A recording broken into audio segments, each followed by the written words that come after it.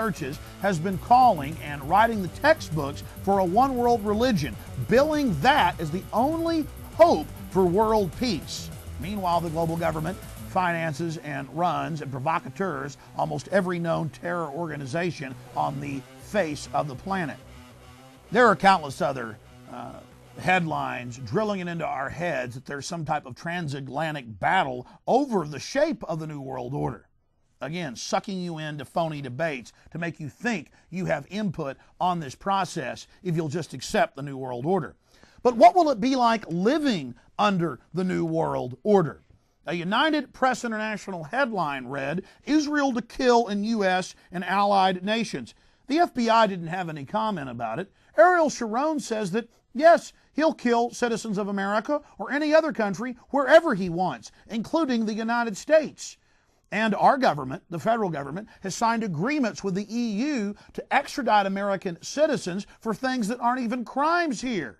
Thought crimes, namely criticizing the EU, or any of their policies is now considered xenophobic.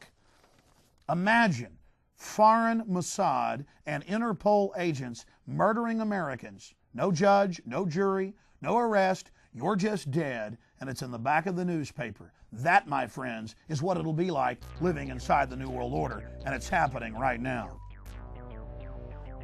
We see CEOs, we see leaders from Mexico, the U.S., Canada, Chile, calling for getting rid of our borders, merging our social security systems and our police and military.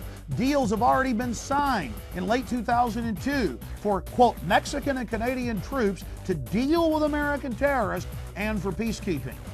My friends, peacekeeping is the disarmament and enslavement of the people. The New World Order also allows European Union-controlled and financed corporations to buy up critical government services like waste, water, and electricity. Privatization isn't private at all. It is simply a partnership between select corporations that act more like organized crime rings or modern pirates allied with government, bringing you this tyranny. An important area of New World Order documents, because the globalists communicate with each other on a routine basis, and their writings are public, though they're not distributed widely or talked about in the mainstream controlled press that is there to distract our attention away from issues of real substance. The Project for a New American Century, founded in 1997, was run by Dick Cheney, Jeb Bush, Wolfowitz, and of course Secretary of Defense Donald Rumsfeld. And the Project for a New American Century called for a New World Order in its writings that can be viewed at their website. They said that there needed to be a, quote, Pearl Harbor event to speed up the New World Order and to get the American people behind a national draft and behind a war of aggression against 62 countries, a war that Bush has said will last generations. In fact, in one statement, he said 100 plus years. They went on to say that Saddam Hussein, this is in a 2000 dossier they wrote up, a 2000 battle plan, that Saddam Hussein wasn't a threat, but that he provided a convenient pretext to get the oil in Iraq. But understand, the invasion of Iraq was also not just about the 3 to 5 trillion in oil or the 1.7 to 1.9 trillion occupation cost of Iraq over the next 5 years. It was also about setting the precedent for the New World Order to invade sovereign nations.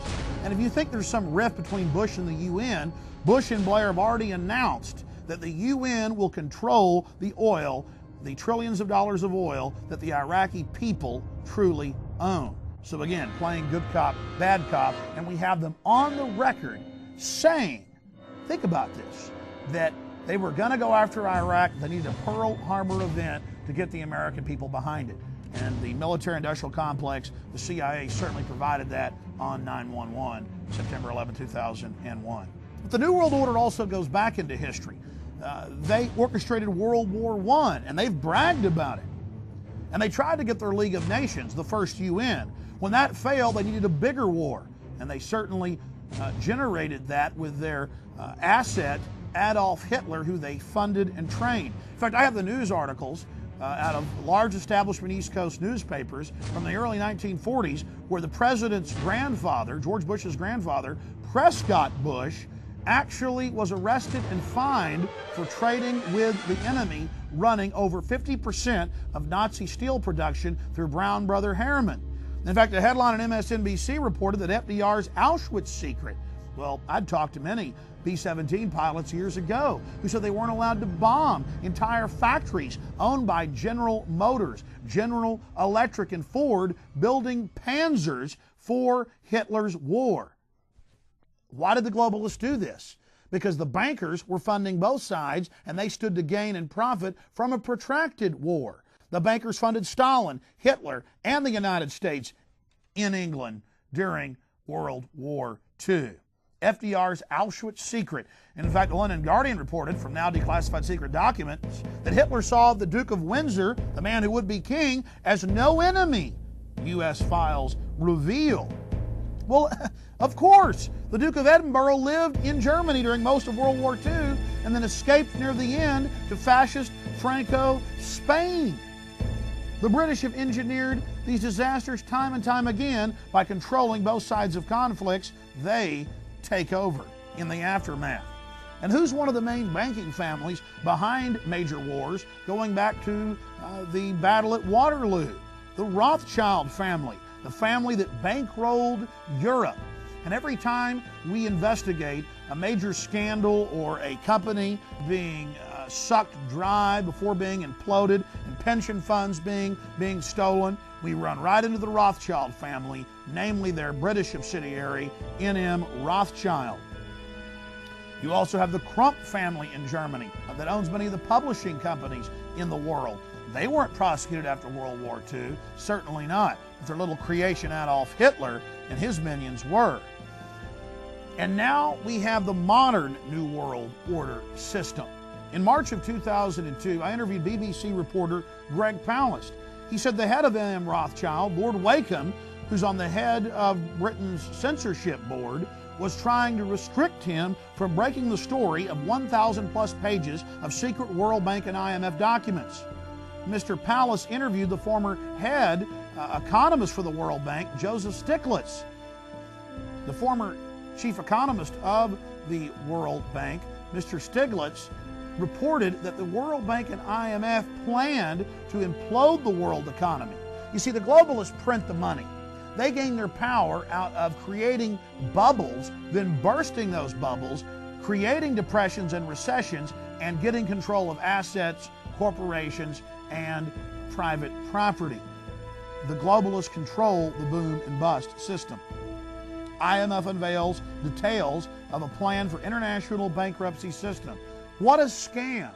They go into third world countries, their documents show, pay off the leadership to not pay their debts, and then to sign over the natural resources and the population themselves, as well as their public lands, as collateral on a debt that the IMF and World Bank printed up off their printing presses at absolutely no cost to them.